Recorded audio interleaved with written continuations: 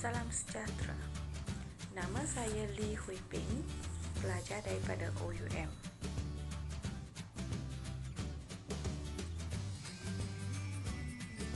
Di sebuah taska, pengasuh dan ibu bapa sudah sering berdepan dengan pemasalah tingkah laku kanak-kanak. Keberkesanan pengurusan tingkah laku berkait rapat dengan cara pengendalian yang baik.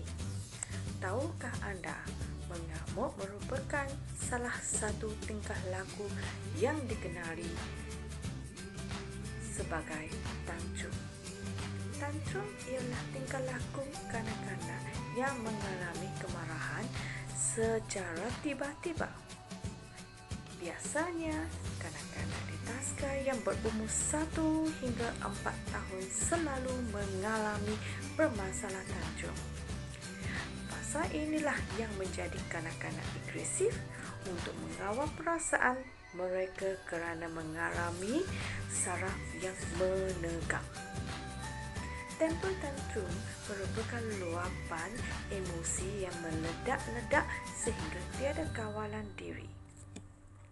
Ciri-ciri tantrum yang sering berlaku ialah lembut beradaptasi terhadap perubahan, emosi tidak tenteram, mudah marah dan menangis, sulit dialih perhatian, kanak-kanak tidak cukup tidur, makan dan proses pembuangan tidak teratur serta kekok dalam situasi yang baru.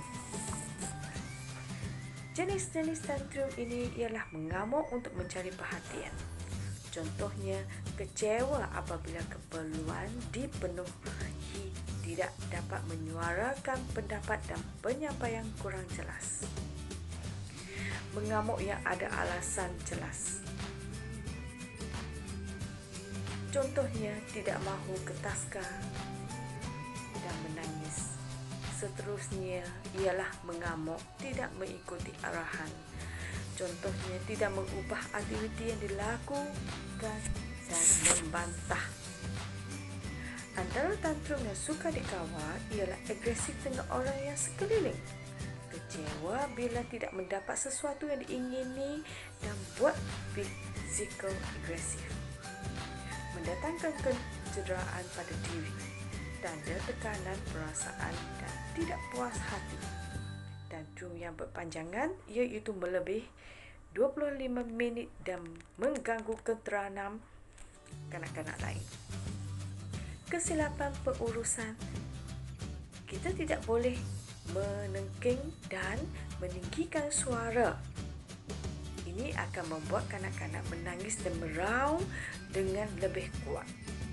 Kita juga tidak boleh meninggalkan dan membiarkan kanak-kanak tidak berpura-pura meninggalkan atau menjauhi kanak-kanak menyebabkan mereka lebih emosi dan sedih dan tidak akan menangis lebih terus dan bertindak membaling barang. Kita sentiasa memenuhi keinginannya. Hal ini akan membuat kanak-kanak berfikir tindakan tantrum yang akan membuat pengasuh atau ibu bapa memenuhi keinginan mereka. Apabila kanak-kanak bertenang, pengasuh atau ibu bapa terus membiarkannya sendiri sehingga kanak-kanak keliru dan menganggap sikap tantrum adalah betul. Kanak-kanak akan menunjukkan ragam dan tantrum apabila mereka merasa penat, tidak diendahkan keinginan mereka, lapar, tekanan, resah, bimbang, pergerakan terhad dan fobia dalam sesuatu benda. Apakah cara mengurangkan pencetus tantrum? Iaitu elakkan kebosanan. Kanak-kanak kerana rasa bosan akan menyebabkan kanak-kanak membuat perangai. Jangan biarkan mereka menunggu lama, terutamanya berada di dalam taska. Pastikan pengasuh memberikan sesuatu atau membuat aktiviti yang menarik perhatian mereka. Kita juga perlu berikan masa rehat yang cukup seperti tidur rehat petang jika penat. Jangan memaksa mereka melakukan aktiviti dan sentiasa tanya keadaan mereka. Jangan biarkan kanak-kanak kelaparan. Ketahui bila kanak-kanak akan membuat perangai sedang lapar. Berikan snack makanan sihat seperti potongan buah-buahan. Sembunyikan objek larangan iaitu benda tajam seperti pisau, snack, kegemaran yang tidak sihat. Letakkan di tempat yang tidak mudah dilihat atau dicapai. Mengalih perhatian adalah sangat penting. Mulakan dengan aktiviti baru yang mengelak kebosanan. Beri perhatian yang cukup kepada kanak-kanak yang dikenal pasti sering tantrum. Apakah langkah yang patut diambil semasa tantrum berlaku kalangan kanak-kanak? Berikan pelukan seperti membuat mereka tenang, biarkan dia melepaskan emosi, bawa ke ruang yang lebih sepi dan tenang daripada orang lain. Memberi penjelasan.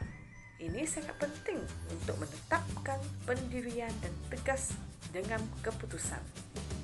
Terangkan kepada tindakan tantrumnya itu salah dan katakan bahawa ada cara bagaimana ingin mendapatkan sesuatu dengan betul. Secara keseluruhan, menangani tantrum ialah perkara biasa dalam membesarkan kanak-kanak. Apabila mereka membesar, mereka akan belajar mengawal diri, bekerjasama serta bersabar. Justru itu, ibu bapa dan pengasuh memainkan peranan yang sangat penting memastikan tingkah laku tantrum menjadi tingkah laku lazim bagi kanak-kanak untuk mengalami proses pertumbuhan yang baik. Sekian, terima kasih.